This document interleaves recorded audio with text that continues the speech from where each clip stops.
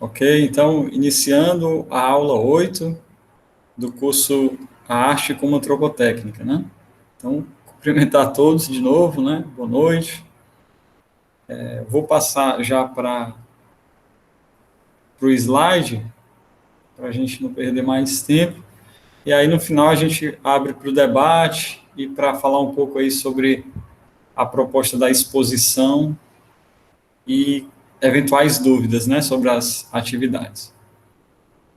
O layout está novo aqui, eu estou, mas está inteiro. Pronto.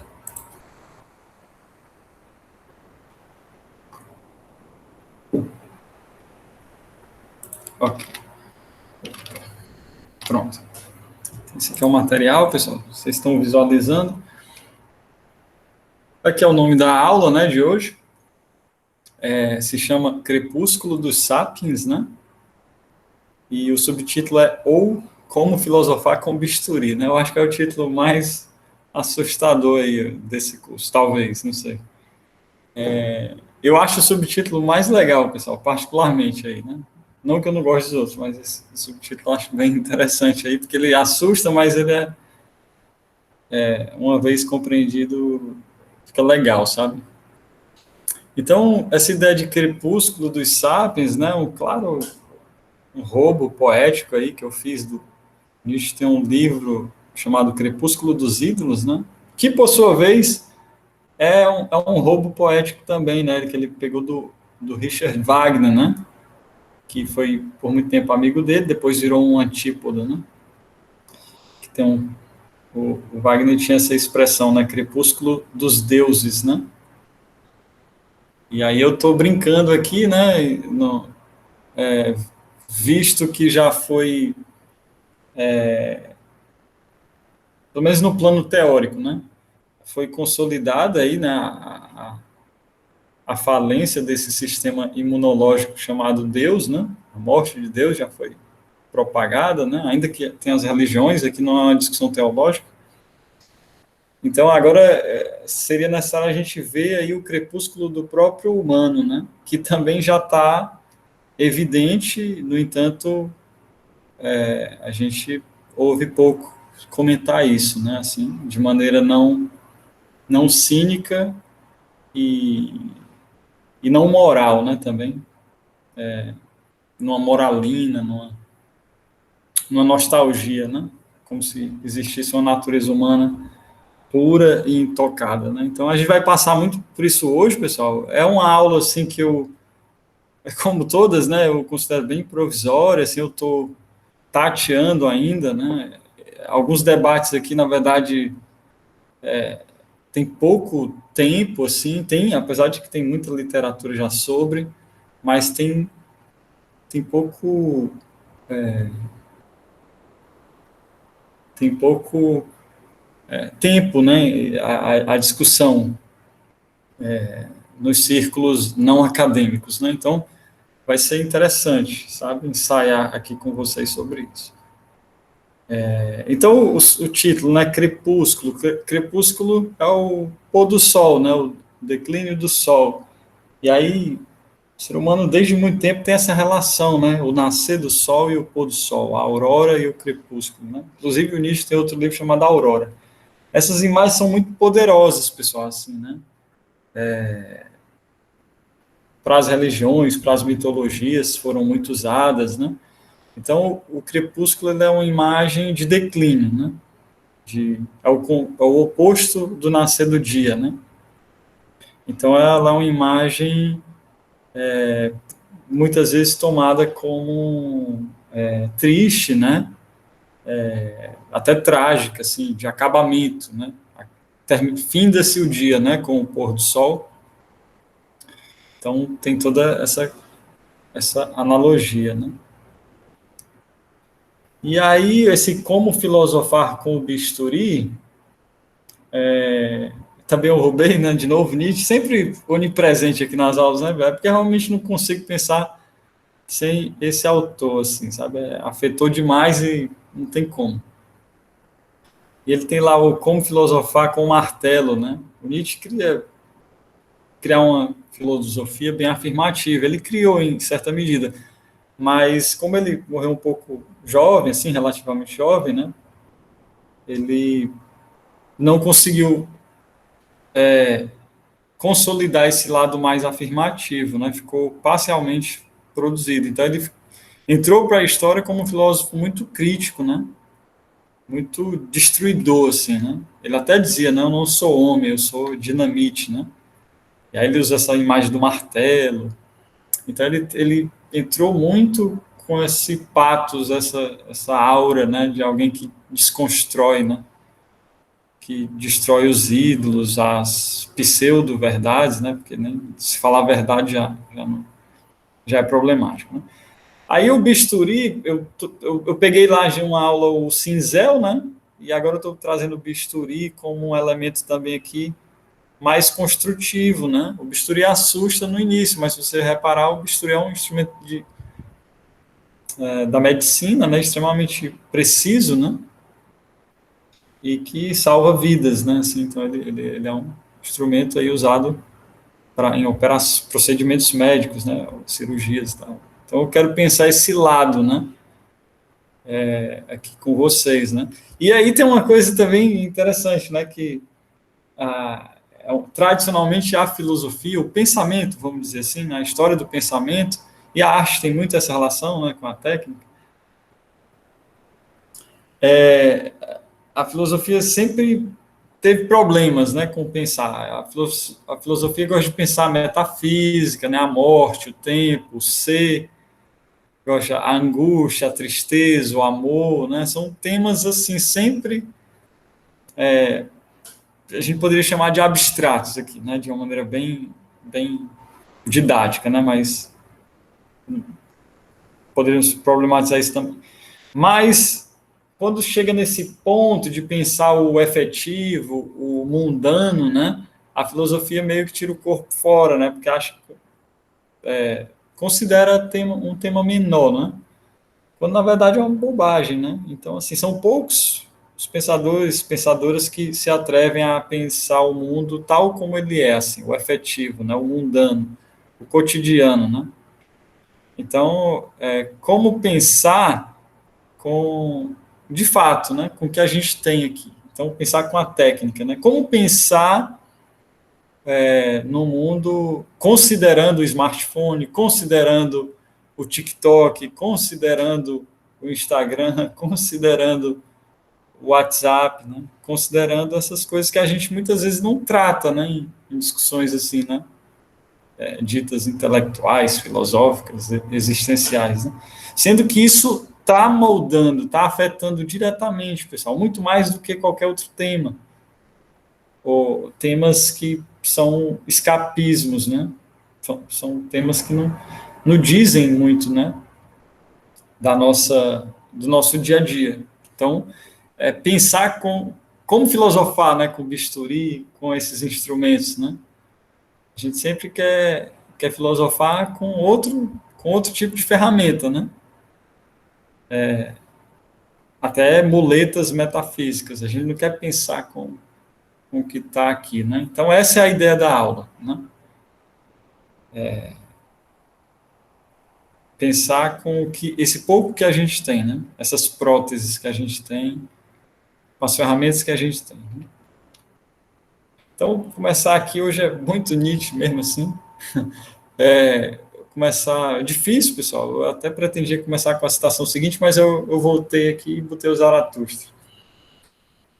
Várias passagens, essa aqui é uma das mais conhecidas, né? Inclusive aquele movimento lá, que é até derivado do expressionismo, né? Que é o a ponte, né? Se pautou completamente, né? Nessa passagem aí, né? Do Zaratustra. Aí diz assim, o que há de grande no homem, no humano, né? Aqui no sentido de humano, o que há de grande no humano é ser ponte, né? E não meta. Que pode amar-se no humano o fato dele ser uma transição de um ocaso, né? Ocaso é crepúsculo também, né? Declínio, né? O Zaratustra tem muitas essas analogias, pessoal, do alto e do baixo, né, do poente, do nascente, né, da aurora e do crepúsculo, do meio-dia, meia-noite. A gente poderia falar de várias imagens aqui de paradoxo lá, mas não é o foco da aula, mas ele traz isso, né, uma coisa interessante, né? Por muito tempo a gente, na tradição principalmente judaico-cristã, entre outras, estou falando judaico-cristã porque a gente está no Ocidente, mas poderia ser outros, a gente sempre vê o homem como algo acabado, né, o humano, como algo dado. Só que ele é uma transição, né? O Foucault também, na mesma esteira aí do Nietzsche, ele vai dizendo nas palavras e as coisas, né, que o ser humano é uma invenção recente, né? Teria por volta aí de 2 séculos, né? 200 anos, e estaria fadado a desaparecer, né? É bem conhecido esse trecho também, né? Da palavras e as coisas. Então, a, a gente é um processo. E aí, se você for até no nível das espécies, né? Não é o que eu quero fazer tanto hoje, mas a gente teria que considerar, pessoal, se a gente analisasse de maneira evolutiva mesmo, o ser humano é de fato uma ponte, né? É algo que está aí, que vai passar. Esse caráter pontificial do humano, ele não é ele não é vulgar, ele é muito nobre, na verdade, né? O fato da gente ser uma passagem para algo que vai vir, e na leitura nietzschiana, é o além do homem, né? É sempre uma coisa melhor, né? Uma promessa, né? Uma coisa mais potente. Então, a gente deveria se alegrar, né? Então, mas se vocês pegarem os discursos religiosos, né, são sempre apocalípticos, né? Tem a redenção, mas tem também esse lado, né, do acabamento, né, do teleológico. Né? Só que não, só que o devir é o que impera, né, o que vai continuar de algum modo, né? Só que além do humano, né? Não vai ser nessa forma como a gente conhece. Então a aula ela tem o lado duplo, né? Ainda pegando resquícios da semana passada, eu acho que não sei se foi semana passada, da última aula, né? Sobre a queda de Ícaro.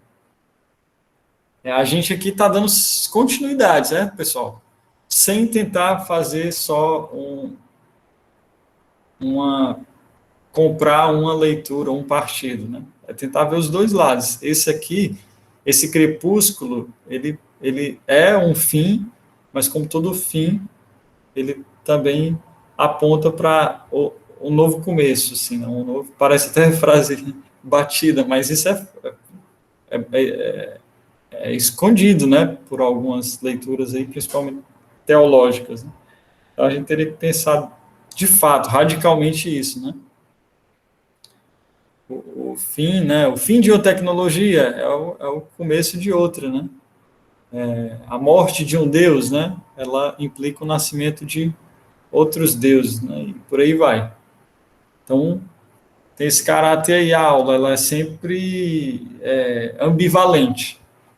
Não dá para dizer só que é bom ou que é ruim, né? Até porque essa leitura do bem e mal já é bem pobre, né? Então, vou continuar. Pronto, esse excerto aqui era o que eu queria começar de fato. É uma pequena fábula que o Nietzsche conta num textinho aí fácil, quem quiser depois ver, sobre verdade e mentira no sentido extramoral, né? Um texto lá, uma das extemporâneas, né? São textos, assim, muito juvenis, assim, que tem uma, uma raiva, assim, né? No sentido bom, né? Uma força, assim, né? Panfletário quase, né? Mas é bonito, sabe? E, e ele começa esse texto muito conhecido dessa forma, pessoal, contando uma história. Eu queria, inclusive, que a aula começasse assim, né?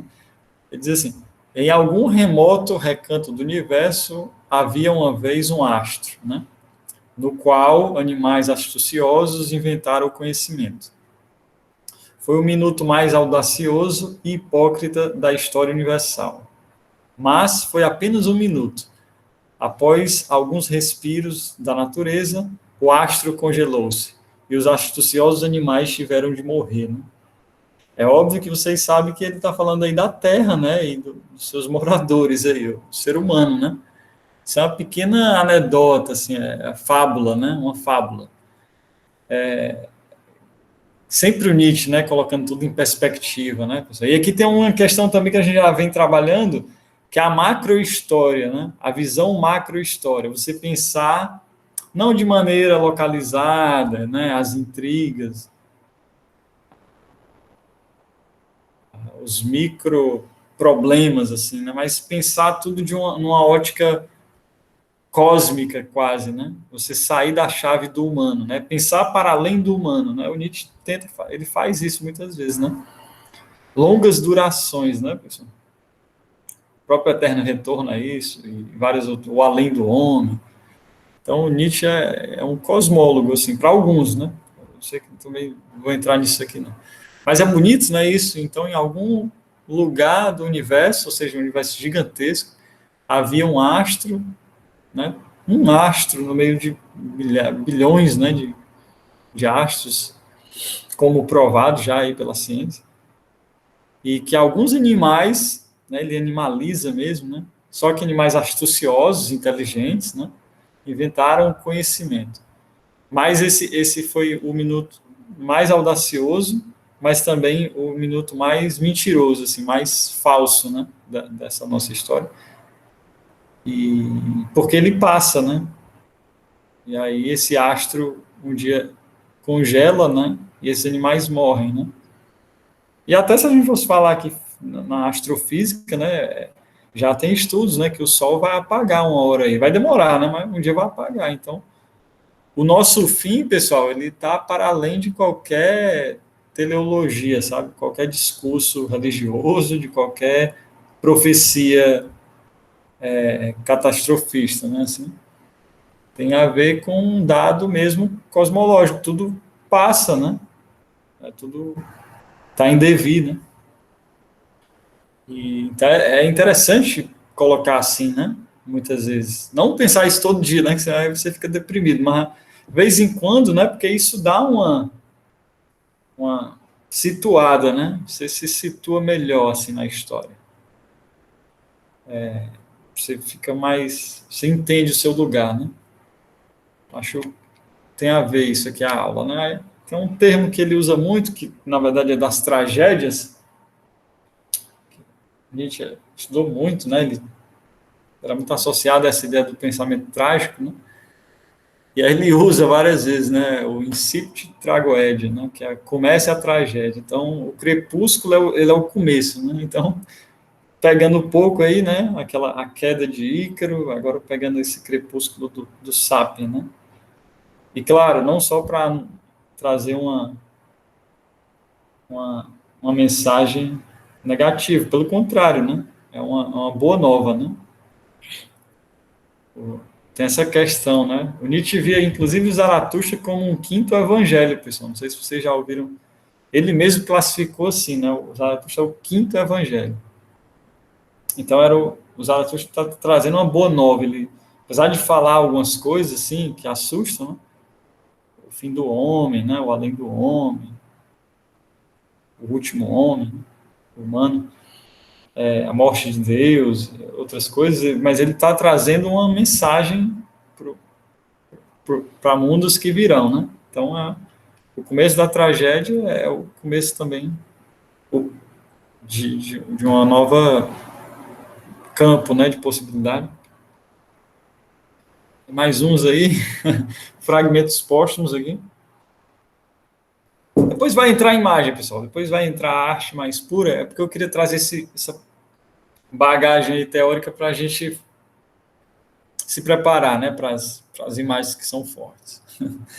Aí, aqui, nesse fragmento póstumo, ele diz assim, né, a humanidade possui no conhecimento um belo meio para o declínio. Eu achei bonito isso aí, né, pessoal?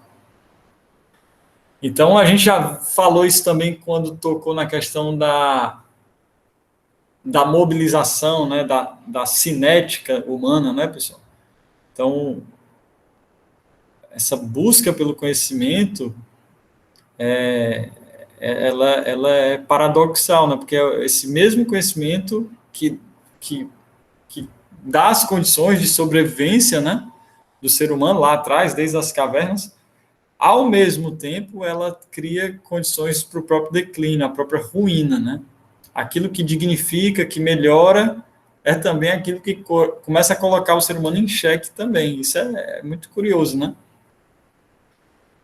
Então, esse potencial autodestrutivo, né? Assim como tem um potencial autoplástico, autoconstrutivo, autocriativo, né?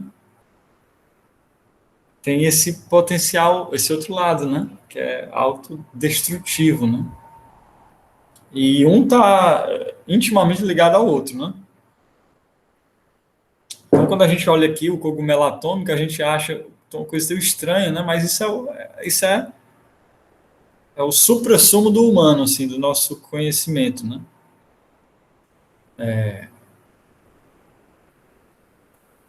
E ao mesmo tempo que assusta, é de uma potência enorme, né? O ser humano fez isso aí, né? A bomba de hidrogênio, a bomba atômica. Né? Aí faz um foguete, faz mil coisas, né? Assim. Então, tem esses dois lados, né? A nossa insignificância perante ao cosmos, mas também muita potência, né? Por outro lado, por meio do conhecimento, principalmente, né? Então, sempre nessa chave, né? Nunca trazendo nenhuma verdade aqui, deixando a atenção no ar. Aí tem eu lembrei ao pegar esse fragmento aí alguém falou aí, deixa eu ver se eu alterno aqui, não sei se foi um comentário. Sim, com certeza. Eu acho que esse aí, inclusive, é o de Hiroshima, né? Tiveram outros testes nucleares e tal, né? Mas eu acho que esse que eu peguei aí foi de Hiroshima, viu, Han? Não vou ter certeza agora, mas. Inclusive, outro deles é esse aqui, né? Lá no atol de Bikini, né? No Pacífico, que teve esses testes aí, né? E acabou detonando o lugar, né? E o Salvador Dalí se inspirou, né? O Salvador Dalí, pessoal, já comentei aqui, né? Tem uma fase dele que eu gosto muito, me interessa muito. Tem o método paranoico crítico, né? Que ele desenvolveu, que é bem interessante, né? Tem várias fases, né? Do Salvador Dalí. Mas eu gosto muito dessa fase que ele denominou misticismo atômico, né? Que foi ali, né? Na guerra, né? A partir da Segunda Guerra, né? Ele ficou muito impressionado, né? Com isso. Não só, claro, achando bom, né? Pelo contrário, essa obra aqui é até meio que uma denúncia. Mas ele ficou muito impressionado, né? Com esse potencial atômico, né? E aí nesse trabalho aí, chama Três Esfinges de Bikini, Bikini é o lugar, né? Lá é uma ilha. Ele faz aí, é muito bonito, né? Não vou ficar aqui fazendo interpretações de obra, ainda mais obra surrealista, mas é bonito. Aqui a gente vê três cabeças, assim, né? Humanas, como se fosse de costas, né? E tem variações aqui, né? E é inegável que, né? Não tem como não fazer o paralelo aí até pelo título, né? Com as bombas, né? Então tem todo um jogo aí, né? Bem interessante. É a bomba, mas notem como é o próprio ser humano que eu estava dizendo, né? A coisa natureza e cultura a gente quer separar, né? Aí tem uma fusão exata, né? A natureza é o próprio humano. Inclusive essas árvores, ó, elas têm uma silhueta humana, né? A cabeça do ser humano. E a cabeça simbólico, né? Essa coisa, o intelecto, a razão, se é que é razão, entre aspas, aí. Né? E uma está olhando para a outra e nenhuma se olha, né? Então, é interessante isso aí, viu? Então, tem essa reflexão aí para eliminar, né? Essa possibilidade, né? Do ser humano criar o próprio crepúsculo, a própria declínio, né? Via técnica, via a própria sabedoria, né? Aquilo que o que distinguiu, né? Por muito tempo, o sapiens é o que sabe, né? É o que pode trazer a sua ruína também, né? sua extinção. Aí, aqui ainda nessa esteira, pessoal, eu gosto de trazer. Esse eu acho que é o filme que eu mais assisti na minha vida. E tem várias leituras. Hoje eu vou fazer uma leitura um pouco mais crítica, né? Dependendo do contexto, eu elogio. Hoje eu acho que para a aula eu tenho que reconhecer que ela é um pouco ingênua, né? Ou ela não conseguiu exatamente dar conta da complexidade, né? Mas é um filme pioneiro, né? A colocar isso. Um filme não, uma obra, né? Uma das obras pioneiras a trazer essa articulação homem-máquina, né, pessoal? E de uma maneira bonita, leve, né? Mas, a meu ver, um pouco incompleta, né? Um pouco turva, né? Tem uma cena clássica, né? Vocês devem saber, essa personagem conhecida como o vagabundo, né? Que é o Charlie Chaplin. E ele está apertando os parafusos e tal, e vai num processo repetitivo, alienante, enlouquecedor, e ele tem uma hora que ele entra na máquina, né? E aí é incrível, né? Até um quebra assim na narrativa. Depois que ele sai da máquina, tudo muda, né? Ele começa a agir de uma maneira de modo a não se encaixar mais naquele mundo, né? Ele antes era só um simples funcionário, né? Quando ele entra na máquina que sai, né? Ele sai diferente, sai meio enlouquecido e tal. Vocês conhecem, é muito famosa essa cena, né? Mas aí o que eu quero trazer é que aí tem um problema que talvez seja um problema muito comum na interpretação dessa problemática da antropotécnica, né? Que é essa crença de que era o humano que iria entrar na máquina, né?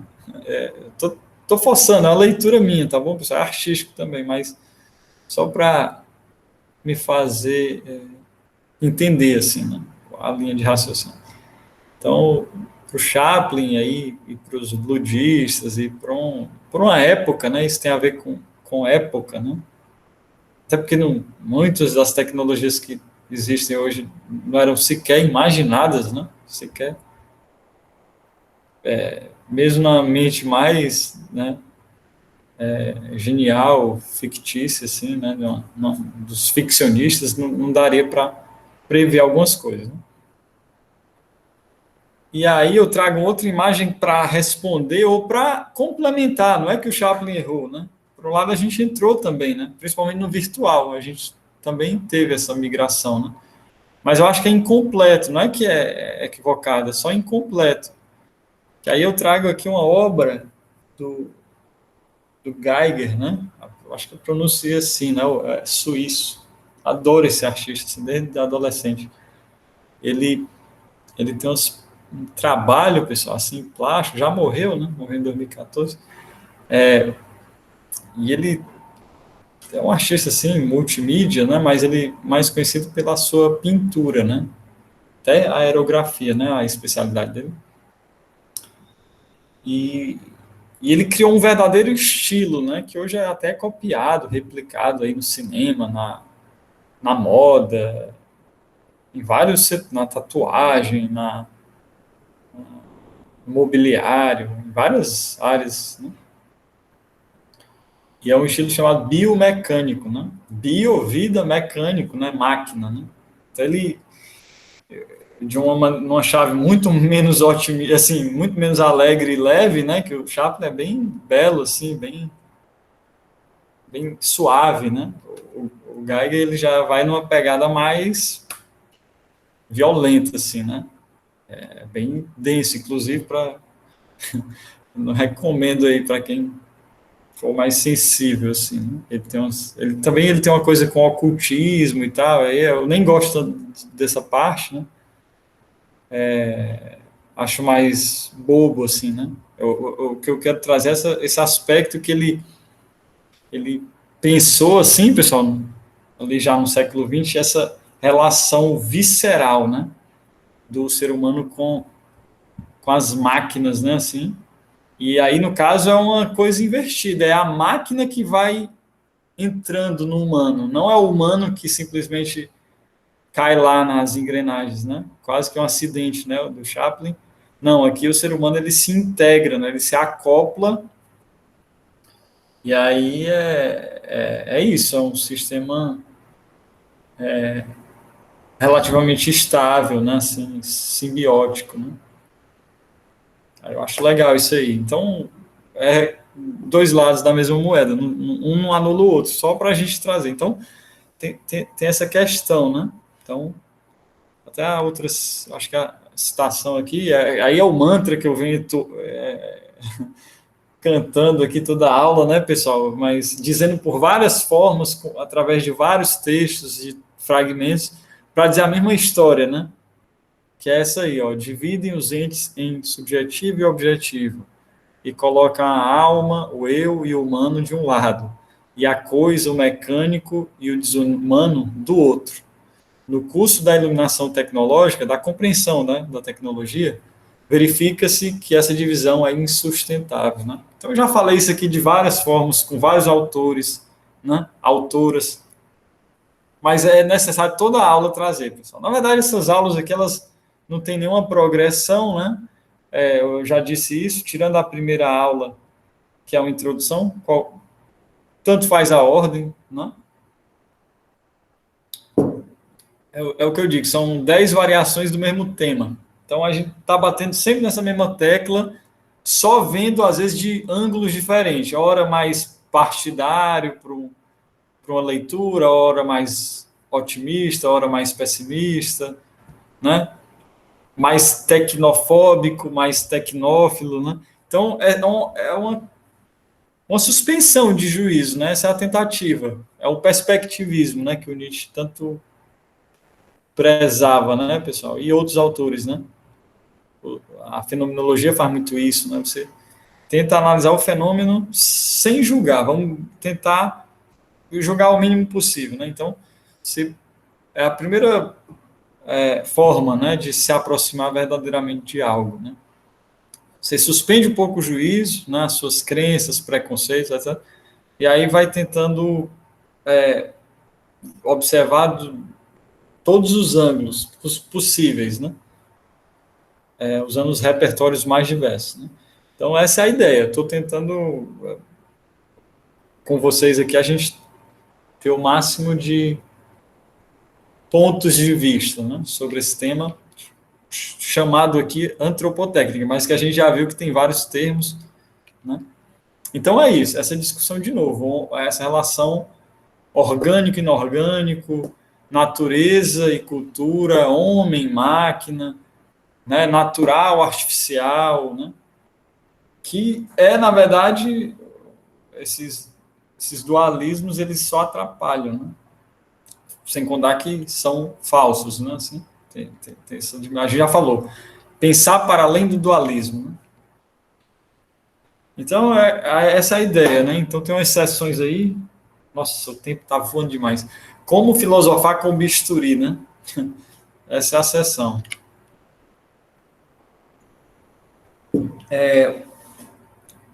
Eu pego esse exemplo aqui até da Paula Sibilia, né? Ela cita isso no livro chamado O Homem Pós-Orgânico.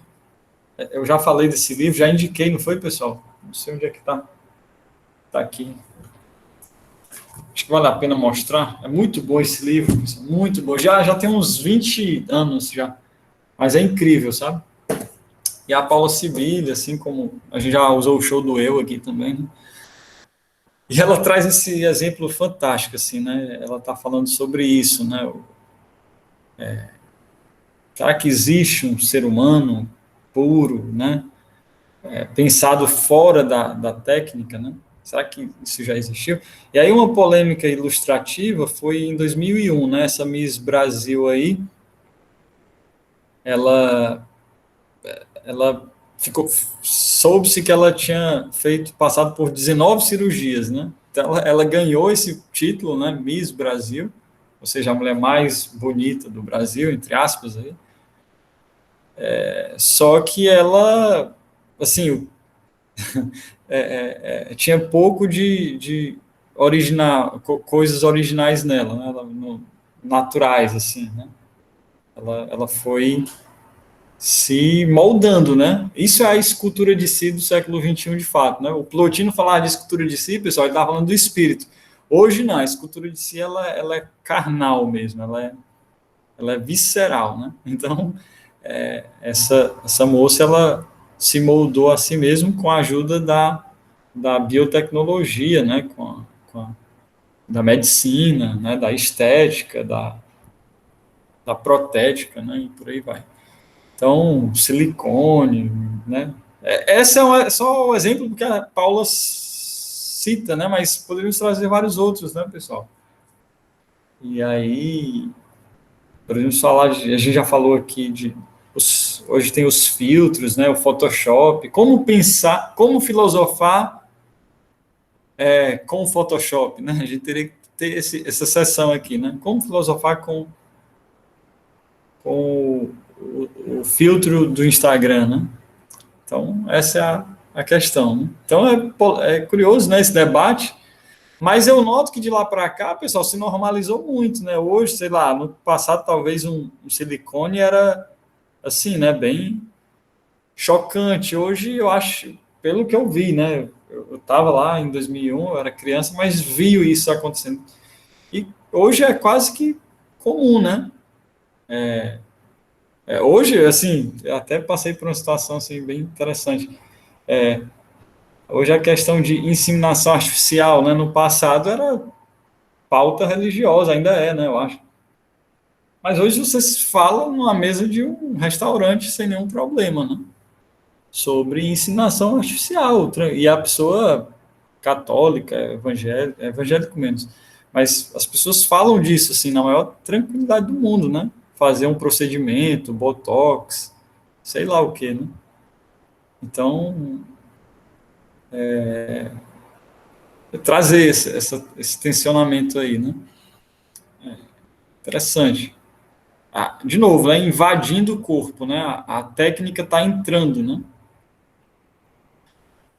Aí tem essa artista francesa sensacional. Depois eu posso mandar uns materiais. Eu deixei de colocar, pessoal, para não acumular. Já tem muita coisa, né? Na verdade, só o que eu já indiquei já daria pano para manga aí, né? Mas é incrível essa artista, né? Orlan se escreve assim, né? Não é o nome de batismo lá, de nome. Ela se deu esse nome. Ela várias coisas que a gente poderia falar. Ela começou a atuar muito de forma mais contundente a partir dos anos 90, né, pessoal? E ela é conhecida por ser a pioneira nessa arte carnal, né? Existe a body art, né? Você já deve ter ouvido falar. Só que ela cria essa até uma para se distanciar, né, dessa ideia da body art, que foi muito forte ali nos anos 70 e tal. Ela vai cunhar esse outro termo aí. Uma artista assim que está muito ligada com a questão da autoimagem, né? Ela passou também por vários procedimentos cirúrgicos já, pessoal, estéticos mesmo, assim, 9 cirurgias até onde eu vi. E ela está sempre performando, né, essa autoimagem.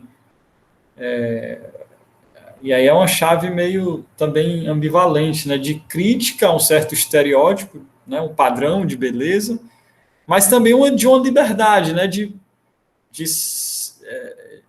de se colocar como um ser autárquico, né, que se define a si mesmo, que se modela a si mesmo, né? Claro que mesmo que mediado pela outras pessoas, né? Isso já a gente vai entrar, né? A questão do operar-se e o deixar-se operar. No fundo, é a mesma coisa, né? A antropotécnica não é só você mesmo, né? Tem outros. A gente está sempre mediado por outros, né?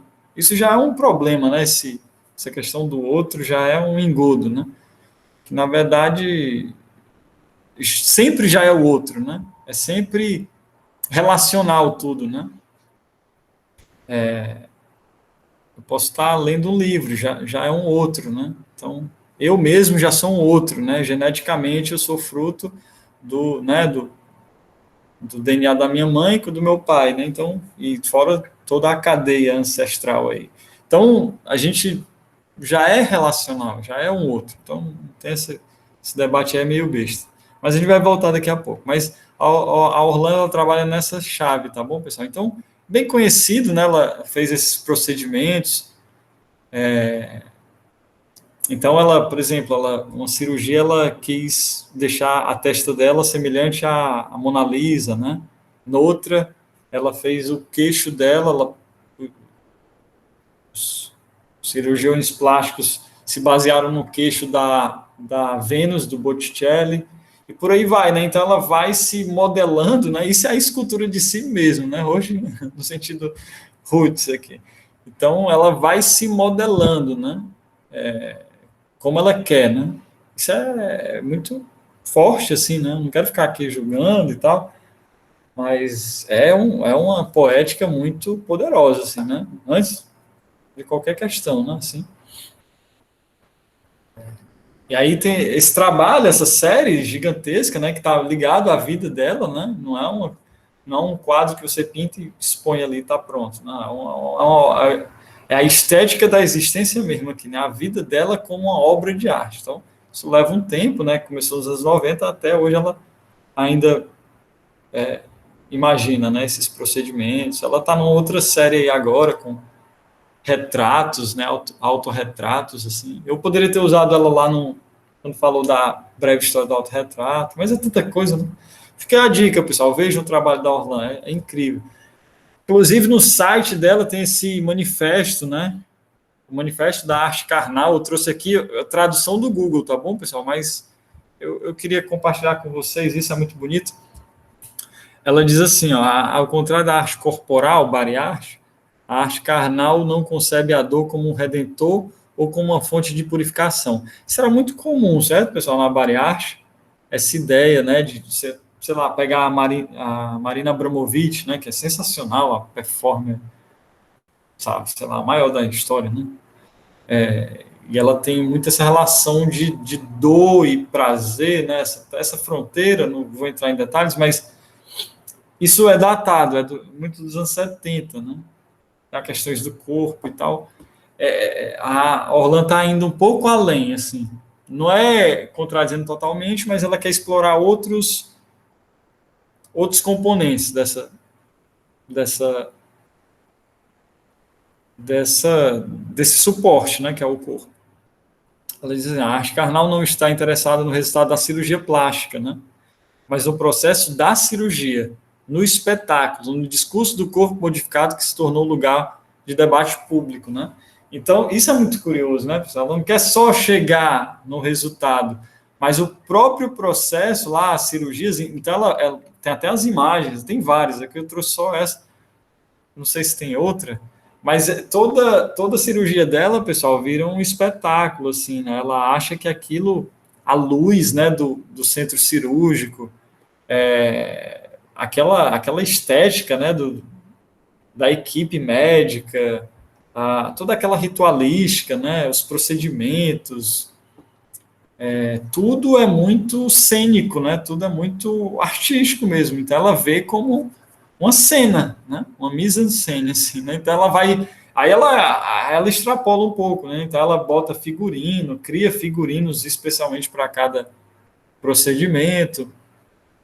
Ela performa, faz leituras, enfim, mil coisas. Assim, é incrível. Depois vocês vejam com calma aí o trabalho dela, tem essa dimensão, né? Então, ela está pensando, filosofando com o bisturi mesmo, sabe, pessoal? Ela tem feito isso. Eu sei que tem questões aí, depois a gente vai abrir, né? Mas é muito forte, assim. Eu acho que nessa, nesse tópico aí do bisturi, eu acho que é a artista mais emblemática que eu vou apresentar. Tem outros, mas ela é demais, assim, sabe? Aí tem uns conceitos aqui.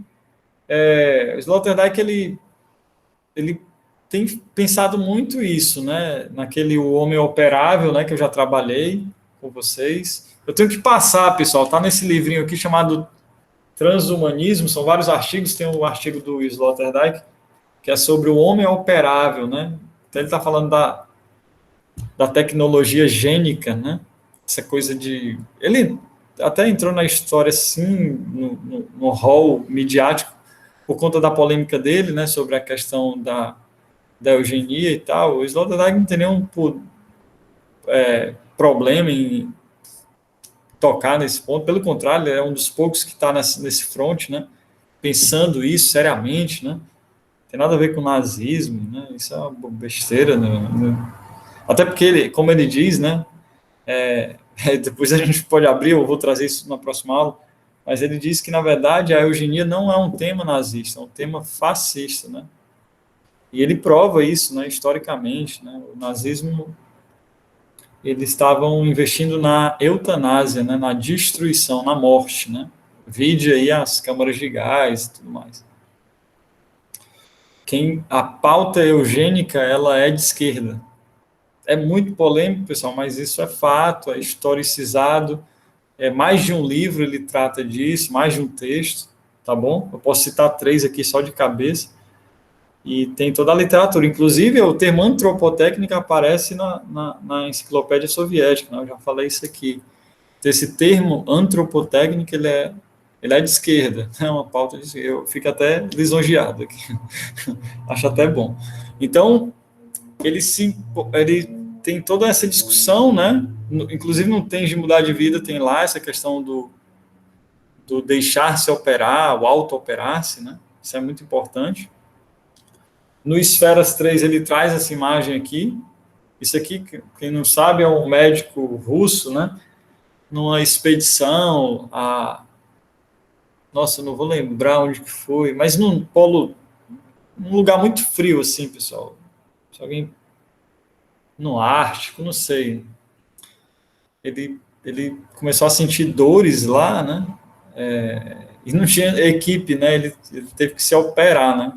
É incrível. Essa imagem é aquelas imagens históricas, né? Muita gente já viu, né? Incrível, né? Que ponto, né? O ser humano chega. Eu coloquei como uma ilustração mesmo, assim, uma coisa brincadeira quase, né? Aqui, mas o cara estava sofrendo de apendicite, né? E ele fez lá uma incrível, né? Frieza, né, pessoal? Caramba, é isso. Então, auto-operar-se, deixar-se operar, ambos designam modos concorrentes de comportamento antropotécnico. Então, tanto faz, no fundo, não é quem está pegando no bisturi, é a decisão, sabe, pessoal? Então, isso serve, é bonito ele faz, eu não trouxe esse fragmento, mas ele vai falando, pessoal, de praticamente tudo, né?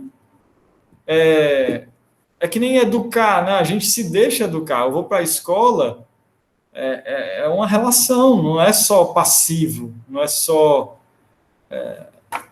Tá entendendo? Quando você vai para um centro cirúrgico, ainda que você seja apagado lá, né, com a anestesia geral, você escolheu estar ali naquele lugar.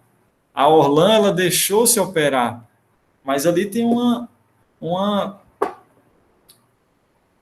autonomia, sabe? Ali tem uma liberdade.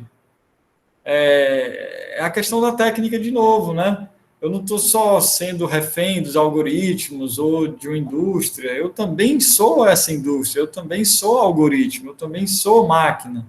Entendeu, pessoal? Esse é que é o debate, sabe? Interessante. Ele diz uma coisa legal, não vou conseguir agora, eu acho, pessoal. Deixa eu ver se eu encontro. Não é muito comum fazer isso, mas porque eu queria trazer esse fragmento. Pronto, ele diz aqui na página 461 do Tens de Mudar de Vida. É o si mesmo tratado, né? Ele fala assim, ó, uma passividade bem-vinda. É uma passividade, mas ela é uma passividade boa, né? Exprime-se em numerosas variantes, né? O deixar-se informar, deixar-se divertir, deixar-se servir, deixar-se prover, né? Deixar-se excitar, deixar-se curar, deixar-se construir, deixar-se segurar, deixar-se transportar, deixar-se representar, deixar-se aconselhar, deixar-se corrigir, né? Então, isso é muito bonito, né? A gente sempre quer colocar, ele não gosta dessa coisa da alienação, ele não usa esse conceito marxista, que eu até respeito, tenho um apreço, mas o Sloterdijk, ele não quer pensar muito nesses termos, sabe? Do alienação, reificação, né? Ainda que isso tenha uma pregnância no nosso mundo, é verdade, a gente vira produto, né? Mas tem um lado, pessoal, que é autárquico, é autônomo, é livre, né? Minimamente, né? Talvez teríamos até que entrar aqui no conceito de zona autônoma temporária, né? No sentido mais anárquico, né? Não dá para pensar a liberdade aqui no sentido neoliberal, porque isso é uma enganação, né? O Harari, inclusive, no Homo Deus, ele vai implodir essa ideia, né? Todos os pressupostos liberais, eles já, a ciência destruiu. Então, a liberdade é um dos, né? Talvez o principal, ele foi dinamitado, né? Mas uma certa zona de liberdade e autonomia é possível, pessoal, existe, tá bom? Então, a gente não é só produto. A gente produz também, a gente cria também. A gente não é só determinado, né? Essa chave é muito terrível, né? Enfim, tem várias imagens que poderia trazer. Eu me lembro até do Neo lá no Matrix, né? Ele dizendo isso. No Matrix 1, né? O Morfeu pergunta lá se ele acredita em destino, eu acho. Né? Ele diz que não, porque ele não gosta da ideia de que ele não pode, que ele não tem controle sobre a própria vida, né? Então, se a gente já cai nessa ideia de determinismo total, absoluto, né? De uma programação total, assim, é nefasto, assim, não é bom, né? É niilista até, né? Em última instância aqui. Então, a gente pensar que existe uma zona autônoma temporária, né? Um autor que eu não trabalhei aqui, mas eu trabalho muito, é o Hakim Bey, né? Ele criou esse conceito. Nesse sentido, eu até penso que o Sloterdijk, ele seria um pensador mais dessa anarquia ontológica mesmo, ontológica, né? De pensar pequenos focos de autonomia, né? Não uma autonomia ingênua à moda neoliberal, né? Mas uma liberdade autoplástica, né? Autodeterminista, né? Automodelador, autoplástica, né? Autotélica, né? Existe esse termo também, né? Você mesmo criar o seu destino, né? Aqui é uma brincadeira. Eu adoro esse ilustrador. Vocês já perceberam, né? Eu estou sempre trazendo ele aqui, o Paweł Kukizinski, né? Ele tem umas sacadas, assim, umas imagens que você, né? E aí esse aí se chama Cirurgia, de 2016, né?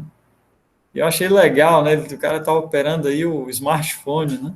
E aí tá tirando os ícones, né? O ícone das redes, e botando outros elementos, outros ícones, né? Então talvez seja isso, né? Essa é a nossa margem, né? Existe aí as programações, né?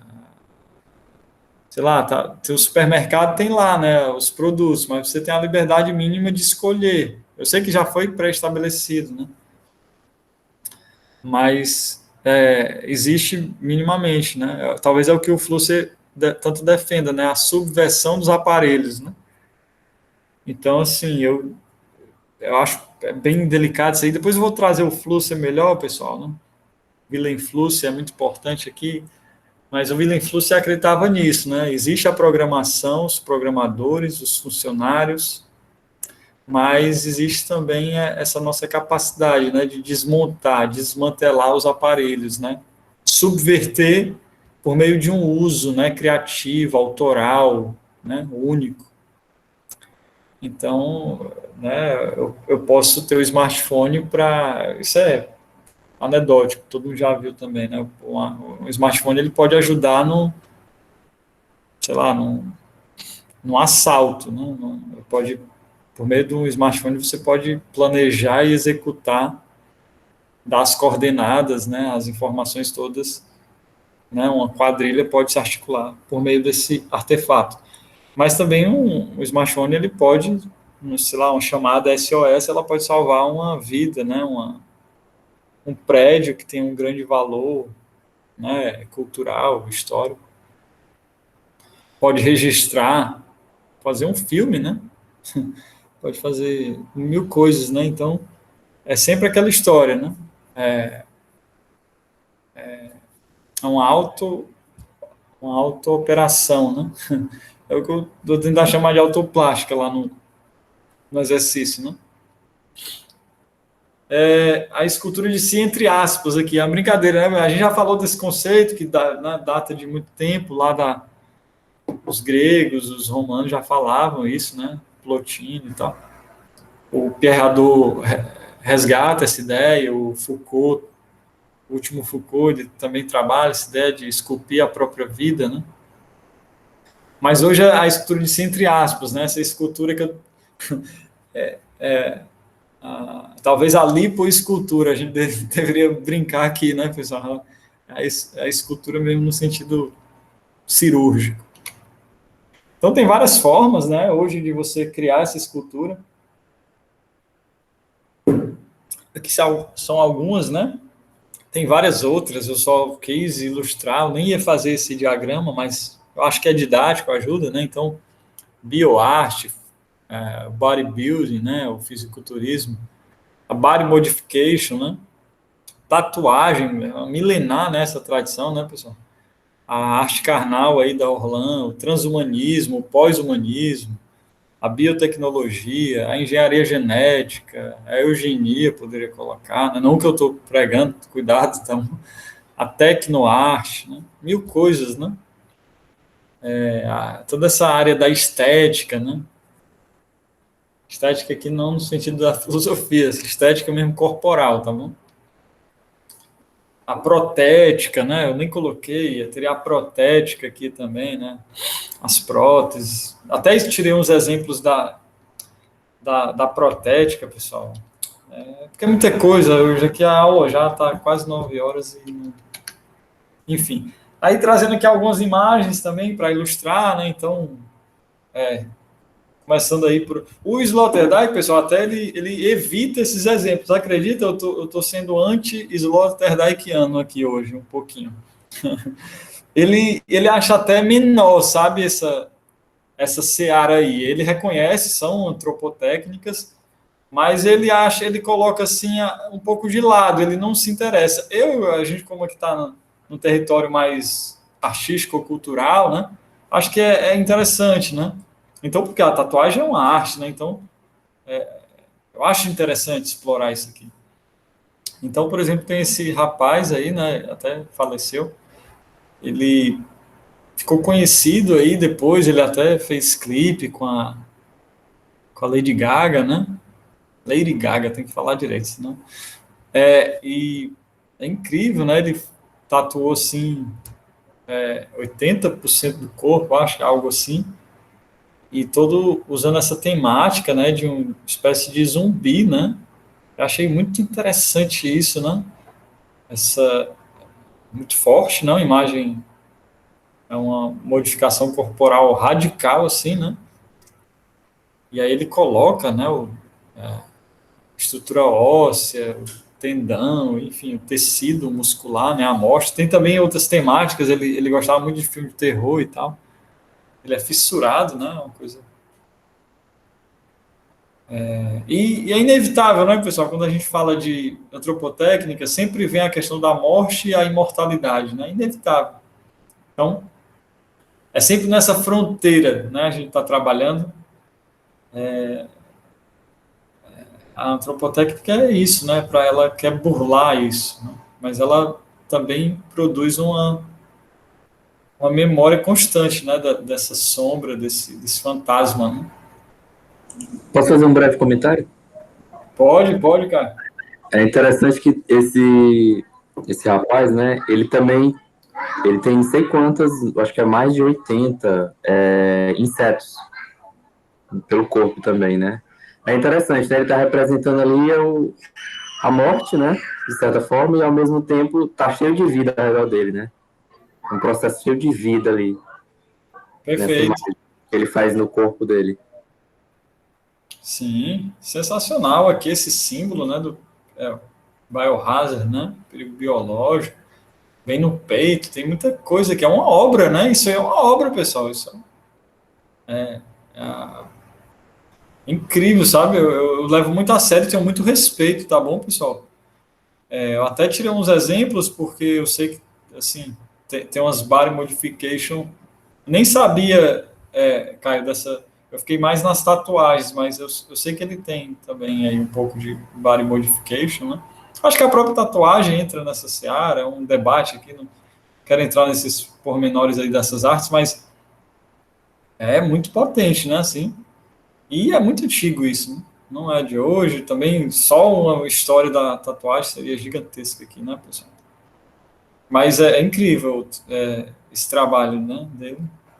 Só para lembrar vocês, né, porque a gente vai margear isso aqui, né? Ficou conhecido como Zumbi Boy, garoto zumbi. Impressionante, né? Zumbi é essa figura híbrida, morto-vivo, né? É sempre esse limiar, eu acho muito legal trabalhar, né, pessoal? Por isso que eu não sei se eu falei isso para o Rafael, não falei com vocês. O Nietzsche, no Genealogia da Moral, ele diz que tem que existir os ingleses, os psicólogos, né? Lá no começo eles usavam muita coisa do azul, né? O sangue azul, não tem essa metáfora? E o Nietzsche queria usar como, ele disse, se eu tivesse que escolher uma cor para escrever esse texto, ele está falando da genealogia, escolheria o cinza, né? É a típica cor de um genealogista, né? De um perspectivista, né? O cinza, pessoal, é esse meio, né? Eu tentei fazer isso lá com Ícaro, né?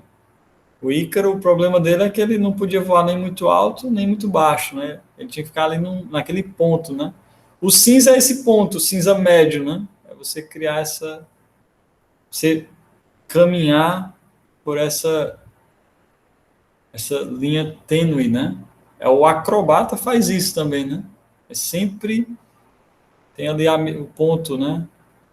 Não é um ponto, não é a síntese hegeliana, né? Mas é de agon, né? De luta, de combate, né? Acho legal pensar assim, né? Pode parecer meio taoísta, mas eu acho bonito, sabe? Enfim, só para que o Caio falou isso, eu achei legal explicitar isso. Não sei se você estava claro, aí por isso que todos os slides eu uso o cinza. Todo curso tem uma explicação por causa das cores, é semiótica aí. Foi legal que eu expliquei aqui, Caio, esse negócio do cinza. Tem essa razão. Roubei lá do início também. Aí, pessoal, tem lá, né? Tem várias técnicas aí antigas também, né? Então, até o Sloterdijk, ele identifica ali. Eu acho incrível isso do Sloterdijk. Ele é macro historiador, né? Ele tem essa visão perspectivista, nietzschiana. Longas durações, né?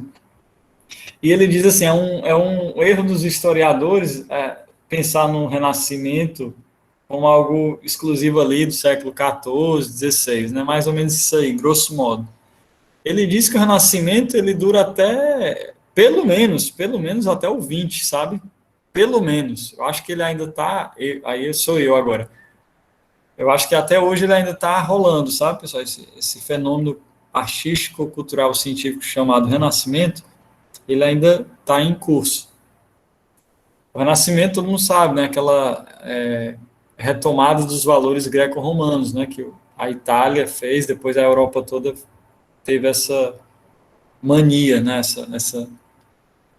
Essa moda, esse modismo, né? O Sloterdijk coloca dessa maneira, né? Que teria durado pelo menos até o 20, que é quando era o único aspecto que estava faltando ser ressuscitado dos gregos, que era o atletismo, né? E aí a gente tem com os Jogos Olímpicos, né? Aí vocês vão lembrar, tem até lá na Segunda Guerra, teve lá essa fase, os nazistas se apropriando disso, só que foi vergonhoso lá pro Hitler, então, depois a gente pode falar disso aí. Mas é engraçado, até essa coisa do training a gente acha meio... Na verdade, hoje a aula é naqueles pontos mais chatos, né? O que a gente não quer entrar, a gente quer ficar no espiritual, né? Os exercícios espirituais, a nobreza. Aí quando a gente vai para a antropotécnica dura, né? Aí entra o problema, né? Então, é falar de gene, falar de algoritmo, falar de silicone, né? Falar de Photoshop, isso incomoda. Então, essa aula é meio espinhosa, sabe, pessoal? Ela é assim mesmo. Então, tem esse lado aí, né? E aí, Sloterdijk diz, um ascetismo desespiritualizado, então a gente está numa era secular, pessoal, pós-Deus, né? Deus morreu, isso no sentido filosófico, então a gente tem que voltar aos treinamentos do corpo mesmo, né? Essa parte aí, né? Então ele vê como um sintoma, né, de epocal, né, um sintoma de época, a questão até dessa reativação, né? O homem começa a revisitar a questão da cultura atlética, né? Então, o ascetismo desespiritualizado chama-se training, né? Esse termo já era usado lá atrás, os ascetas eles se identificavam como os esportistas de Deus, né? Era uma fitness espiritual, né? O Sloterdijk usa todos esses termos, fitness, training, ele não tem nenhum problema. Então, pensar nesse termo. Isso que é o Schwarzenegger, né, pessoal, naquele filme lá dos anos 70, né? O homem dos músculos de ferro, de aço, agora eu não vou lembrar. Tem esse documentário, é fácil. Barra pesada, né? Os caras faziam uns negócios. Então, até hoje tem, né? Eu acho que mais que nunca, né? Isso virou nas redes sociais, né? E várias estratégias, né? Algumas até que agressivas aí ao corpo, né, pessoal? Mas fato é que isso traduz uma certa, o que eu chamei lá, entre aspas, de escultura de si, né? Você se esculpir por meio de exercícios, no caso aí, levantar peso, né? Aí tem o Stellark, de novo, já falei desse artista grego-australiano, né? Ele é incrível, né, pessoal? Eu indico. Eu vou ter que passar para vocês esse texto dele. Tá nesse livro aqui, ó, A Arte do Século XXI, pessoal. Muito legal. Aqui tem vários artigos muito interessantes. Tem Eduardo Kac, nem usei o Eduardo Kac, um artista brasileiro sensacional, entre outros aqui. E aqui tem um artigo do Stellark, né? Muito interessante, chamado Das Estratégias Psicológicas às Cyber-Estratégias. Stellark é um dos pioneiros também na tecnoarte, né? Essa arte que é uma fusão muito visceral, né, do homem com a técnica, com a máquina, né? E até meio de uma forma bem polêmica até, né? Assim, E tem esse projeto dele aí, que já tem uns 12 anos, pelo menos, que é a orelha no braço. Ele implantou aí uma orelha, eu não vou entrar nos pormenores biotecnológicos aqui, mas eu sei que isso é uma equipe, né, pessoal? Isso é feito, aqui tem um pouco do procedimento, ó. Desculpe as imagens, são um pouco chocantes, mas é isso, né? Essa é a realidade, é o que a gente não quer ver. É que ele está implantando, né? Ele cultivou células vivas e tal para poder modelar essa orelha, pessoal. E a ideia era fazer isso funcionar mesmo, sabe? E teria uma conexão com a internet. Depois infeccionou e, né, voltou para a mesa de cirurgia. É um projeto longo, mas é bem curioso, sabe? Então, você vê, né, uma coisa radical, o cara foi lá e implantou. A princípio era até outro, ele ia implantar no próprio rosto, aí foi para o braço. Interessante, né? Ele queria fazer com que a gente ouvisse o que essa orelha artificial ouve, né? Como que ela percebe, que é uma outra forma de perceber o mundo, né? Não é exatamente a mesma anatomia, o tímpano e tal, né? Ela tem uma outra forma de aprender, né? Mas que é uma forma, né? Para além do humano, né? Então, ele tem toda essa discussão, né? Do corpo obsoleto, né, pessoal? Ele acha bem... Ele meio que detona, assim, o nosso corpo. Ele acha bem limitado e é por isso que ele trabalha sempre no intuito de um auto-melhoramento, um aperfeiçoamento. São palavras fortes, mas ele usa, né? Inclusive, tem aqui um trecho desse artigo dele, muito legal, né, que eu citei. Ele diz assim, o corpo humano é uma estrutura nem muito eficiente, nem muito durável. Com frequência funciona mal. é o momento de reprojetar os humanos, torná-los mais compatíveis com suas máquinas. O corpo é obsoleto. Essa frase em caixa alta é dele. Ele usa demais, né, pessoal? Esse é o grande pressuposto dele, né? O corpo já era, assim, né? Tem vários autores que já dizem isso, né? Esse corpo tal qual ele nasce e tal, né? Para esses artistas da bioarte, os cientistas também, né? Eles acham que é totalmente possível de dar um upgrade, né? Isso vai estar vindo, né, pessoal? E vai acontecer cada vez mais, né? Já está em curso. Na verdade, é o que eu estou dizendo, né? Eu estou diagnosticando como já um crepúsculo, né? Já deu. É como o Zaratustra. Quando o Zaratustra vai anunciar a morte de Deus, pessoal, não tem nenhuma, não tem nenhum efeito assim. Ele anuncia de uma maneira boba. Ele nem acha aquilo ali o principal. Ele está mais interessado nos efeitos da morte de Deus do que no anúncio. Ele acha que o anúncio ele nem coloca para ele. Isso é o grande erro de pensar que o Nietzsche cria para ele essa. Ele não cometeu o deicídio, né? A morte de Deus não é nietzschiana, né? O teocídio, né? Poderíamos dizer. Ela é quem mata são os próprios cientistas, né? Então ele só vai colher os cacos, só os resultados, assim, né? Quebrou-se o ídolo, ele está só recolhendo os fragmentos e fazendo a autópsia, né? Então, o que eu estou dizendo aqui é que também esse Sapien, tal como a gente conhece, já era, ele já morreu, é o crepúsculo dele, a gente está vivenciando.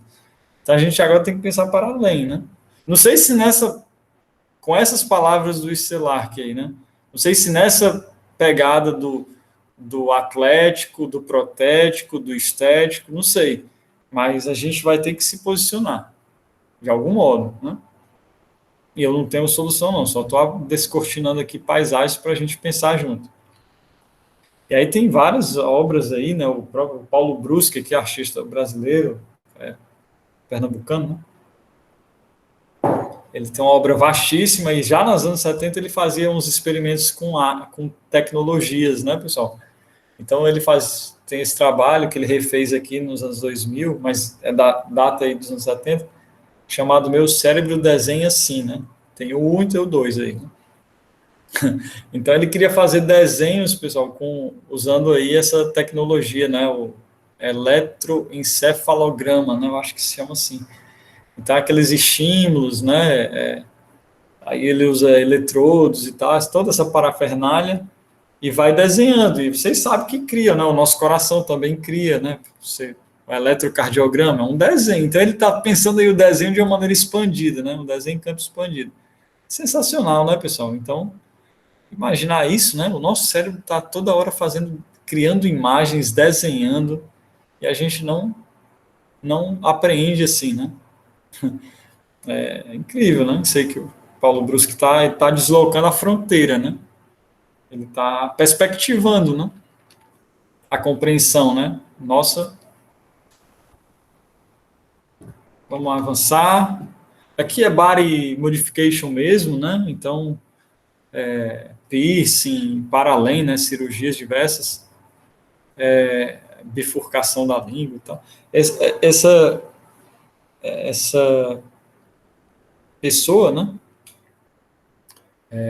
Transgênero, né? Se autodenomina como mulher dragão. Eu vi isso aí num documentário recente e coloquei aqui, pessoal. Né? Tinha também um do Brasil chamado Orc Infernal, até vi uma entrevista dele boa, depois procurem, mas eu queria trazer isso aqui hoje, né? Que ela era um bancário, né? Aqui traduzido como banqueiro. Banqueiro é dono do banco. Eu acho que era um bancário, né? Que não estava feliz assim com a sua vida, aquela vida bem, né? Vocês imaginam, bem comum, né? Aburguesada e tal. Aqui tá, inclusive ele está aqui vestido, ó, na sua forma antiga. Então, era gravata, né? paletó, terno, essa coisa, o cabelinho, sempre tudo nesse padrão, né, bem massificado, né? E era uma pessoa infeliz, né, não estava realizada em vários âmbitos. E aí decidiu mudar radicalmente de vida, inclusive fazer modificações corporais. E aí investiu um dinheiro expressivo, assim, eu não vou saber agora, 200, quase 300 mil só em modificações. Eu acho que dólar, né, que ele é americano. Richard Hernandes, né, nasceu com esse nome, mas já mudou também. E aí é incrível, né, a pessoa que ela não se identificava com esse gênero, né, heteronormativo, assim, e começou a fazer modificações aí, tatuagens, enfim.